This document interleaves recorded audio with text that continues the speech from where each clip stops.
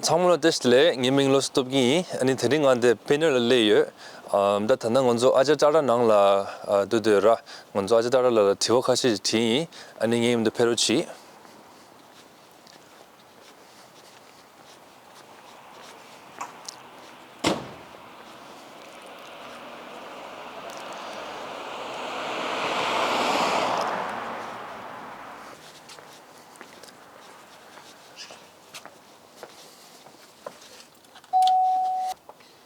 Testle. Tesna. Testle. 이게 나래. 내가 저 가덴베. 가덴베 리빙룸덴베 주로 가든라덴베. 주로다 가시티스 당트스티. 아무다. 네네. 데덴베. 네네 정말. 네, 차쳔베, 틱차쳔베. 맞아 추딕서 뭐나. 추딕서. 라스 되잖아. Tesle gaming lost topki ani theringa doctor tarala thiwakaji thi interview di che gyumze kharla na ta nga zo inji lumbala phebe chikdong sto yore ani lawyers ta teachers ta sama yore doctor tarala shenge na member jigres ani therin chandi di inji thola thi khajana na chege mi la gosu lela chigre doctor tarala tesle 나서 아니 센시 나게 정말 아저씨들이 쉬이 Losel 나싱아 따라라무이 아니가 이 비르 촉바기 릭슌 겐지다 싱기 겐지 닝이 내가 nga London la member 내가 치기. My first question is about where you were born, your parentage and how you were brought up. Sure. So I was born in Germany in 1994 and I lived there until I was about 5 years old. My mum is Tibetan, my dad is half German, half Scottish, hence why we were in Germany at the time. I moved to London and I lived there from age 5 till about age 11. Then our family moved to Japan for my dad's work. And then from age 15 to 18, I was in Singapore. And then I moved back to the UK to attend medical school in Southampton. Okay. And after graduating, I moved back to London. Okay.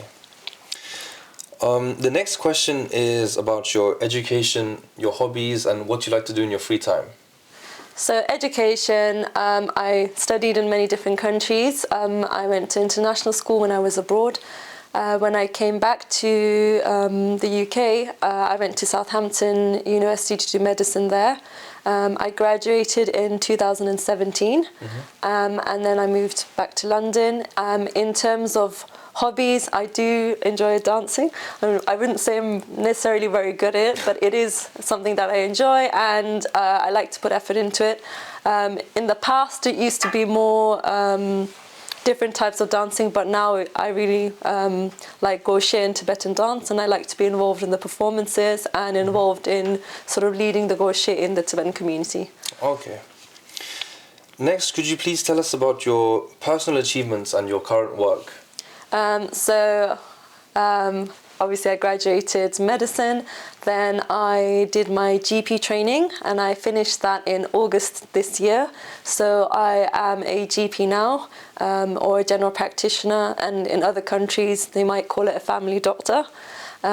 So currently I work at the local practice to me and I see patients all ages, any problems, which I find very interesting because it's not just focusing on one specific area. I find that the area I work in is quite nice as well because there's a mix of privileged, underprivileged people, refugees, and it's nice to sort of see people from all walks of life. Okay. And the next is about your volunteering in India. So when I finished my foundation years, which may be residency in other countries, I did volunteer in Topgyal in Belugupi. My family, my mom's from Belugupi, so it made sense for me to go back there. Yeah. I stayed in our family home, but I, with the help of my neighbors, managed to get by, and I went to the local Tibetan hospital there, where there were 2 doctors around my age. obviously I couldn't officially work there, but sort of I gave suggestions and I helped to see patients, and then COVID struck. And one of the main things I did do there was help with things like infection control, because it's very different, the things that we're used to here in the West versus maybe some of the regulations they had in the hospital there. And we put together sort of some protocols, made it safer for everyone, all the staff as well as the patients coming. And yeah, that was one of the main things I did. It was a very valuable experience because I got to see patients and speak to them in Tibetan. And I learned new medical terms in Tibetan, which you wouldn't learn otherwise because you don't speak to, you know, your friends about these terms. So it was very interesting for me. Okay, thank you. So the next question is about your involvement with the TCB and VTEG. Yeah, so I'm the cultural and youth coordinator. The reason I'm both is because initially I wanted to do youth, thinking I'm on the younger side, so maybe younger people would be more comfortable approaching me and talking to me about things. But we didn't have a cultural secretary at the time, and actually I do enjoy Goshir. I was doing some of the performances anyways, so I thought actually why not do a bit of both. I get to learn about the different costumes, I get to help organize some of these events, the performances for the events.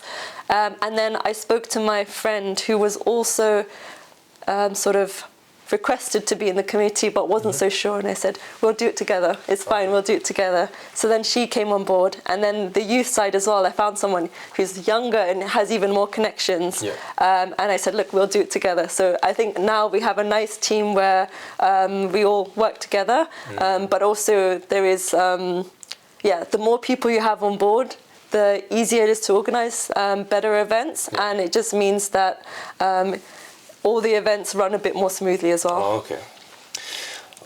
Next, what are your thoughts about Tibetan women issues currently?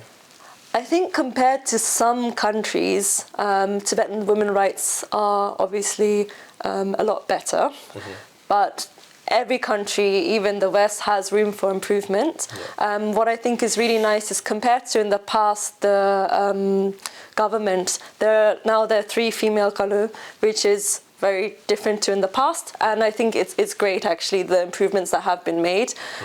If there is a capable woman in the future, I would love to see a female Sikyong as well. Definitely. But I think, there's always room for improvement for higher positions. There is still that imbalance, and I think that's in all countries. Our UK government, parliament has the same issues. Also in terms of sort of Tibetan women's rights in the household, some households are very progressive, some are less so. I mean, culture, of course, is very important, but at the same time, things have changed now. Women are usually working just like men are, so making sure that the burden of the housework, doing childcare, all of that, I think some households may have some rooms for improvement for that. But again, this is a problem in multiple cultures, multiple countries as well. And finally, what are your visions and aspirations for the future of our Tibetan youth here in the UK? I am really proud of the Tibetan youth in the UK. I think compared to some other, I know we shouldn't compare, but I think there's a lot more involvement, there's a lot more engagement. And for example, now I'm the CTA created the Volunteer Tibet Advocacy Group, or VTAG, and the interest in it has been really good. Being a member of that, listening to the meetings, for example, all of the ideas, I'm very impressed. And it's not just the activism or advocacy side that I'm impressed with by the youth here, it's the involvement in cultural performances, and all of these different aspects. I mean, of course, yes, the more children or youth that are involved, the better. But I'm really, I think it's really encouraging how many of them are already involved, and I hope they continue to be involved. And so, for example, as well, I think the fact that they take initiative as well. So I have people contact me and saying, look, I'd like to do this. Can we try and sort something out? I think that's really, really good. Sunday school is, of course, amazing here. back in the day, Sunday school was very different. There were very few of us Tibetans here. I think there was no one my age. My class involved had people who were 3 years older than me, 3 years younger than me. But I'm still very grateful to the Sunday school then, and to your late grandfather, who was an amazing Tibetan teacher. But compared to now, there's so many young people, and of course, school, uni, all of that gets in the way, but I think it's so nice to have that friendship group that you've grown up with of the same age. Definitely. And I think the most important thing is keeping contact.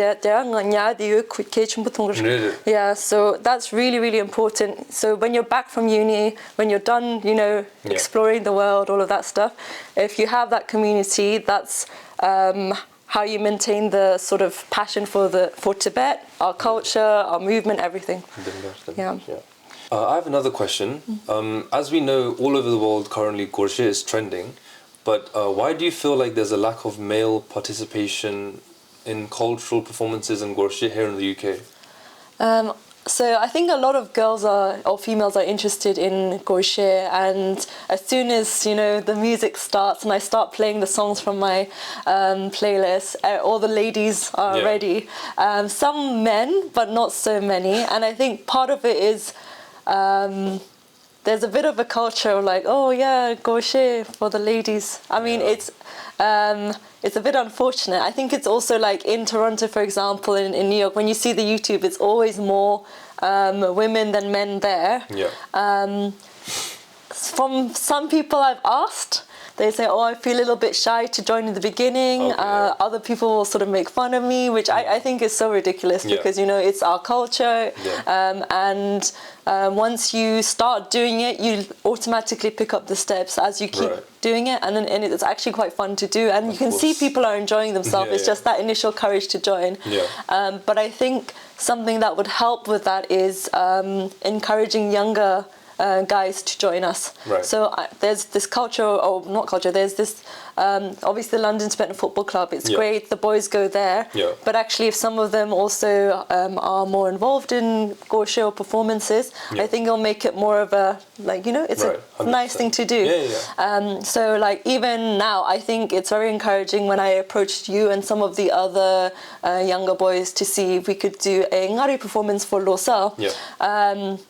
The enthusiasm, the positive attitude, that was really encouraging, and it helped us find other people who also would want to be involved. So, I mean, we've got that coming up. So we've got our first Tibetan Youth, not Sunday school related dance performance coming up, which I think is really great, and it's going to be people who all want to perform and are looking forward to it. And I think that will encourage other people as well to be like, oh look, performances is not just for women or our jojolas and agulas to do, we can do it as well. So I think that'll be really good. You just mentioned Losel, right? You recently celebrated Kongbo Laa. Could you please tell me a bit about that? Yeah, so my mum is Kongbo. So my Tibetan side is all Kongbo heritage. There are many Losas amongst the Tibetan peoples. Obviously we have our main Losa, which all of us celebrate together, but there are individual Losas as well. Kongbo Laa is celebrated 2 months before main Losa, and this is because Kongbo went to fight with the Mongolians, and the king and the advice from sort of the Tibetan government at the time was you celebrate Losa early. So in my thinking is you get to enjoy the festivities before you go and deal with a horrible war. But we do celebrate it. I mean, it's not a huge celebration like Losa is, for example, but this is still part of our culture. And I think we need to celebrate all these aspects of your individual culture. There's a lot of chulu and stuff like that. I don't think that has anything to do with culture at all, actually. That's with politics and stuff. You don't want to get these divisions in politics. But Tibetan's culture is so rich, and it's these individual things that make Tibetan culture even richer. So even we were talking about the Ngari dance, for example. costume that I've never seen before, right? All of these things is what makes our culture so rich and beautiful, and I think it's important that we make sure to maintain it, and I think it's your own responsibility. If this is your culture, so I'm Kongbo, so I need to make sure that I maintain those things. I wear my Kongbo outfit like I wore for my wedding, for example. All of those things I think are really important. And where are you from? I'm from Tingli.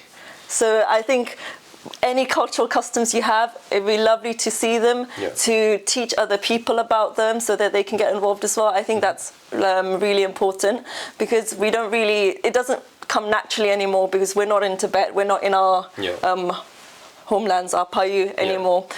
So yeah, that's the reason I celebrated it. And I think it would be lovely to also, for me and for you, if there are any other Losel celebrations happening in London for other regions, I would love to be involved, or like at least witness or see what's going on. Yeah, 100%.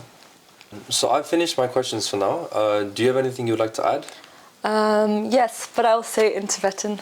Losel TCB Tibet 약국에서 아니 nga the Londonney 고지층에 nga라다 달라 닝 탐만이 투지나시 가스나 비디오 창막이 다 릭숑 거다 아니 런던라 카리카리 중기엠바다 창마 띵기다 디 배약부 리섬기도 가스나 싱게 된절라 encourage 비 아니 다 카레 릭숑 이유 등의 밀라 페버조포멘체 체게 밀라에 대한디 케침부레 삼기도라 아니 간조 탄다 엔티팅이 심바스요마 아니 디 라가 페야고 통도 아니 전니니자 칼레페 마무자기도 비디오사다 에디트샤다 상마 디제 약부당기도라 아니 딩아 오네 약부 통도 아니 퓨리초포토네 투지나셰 I want to thank you, Dr. Tara, for giving up your time to take part in this interview.